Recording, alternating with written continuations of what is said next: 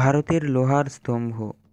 ভারতের দিল্লিতে একটি আশ্চর্যজনক স্তম্ভ রয়েছে, যার বয়স প্রায় ১৬০০ বছর। তবুও এতে মূর্ছার একটুকু দাগ পড়েনি।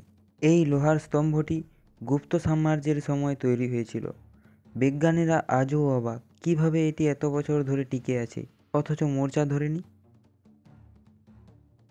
গবেষণায় জানা গেছে, স্তম্ভের ধাতব মিশ্রণে রয়েছে বিশেষ বৈশিষ্ট্য।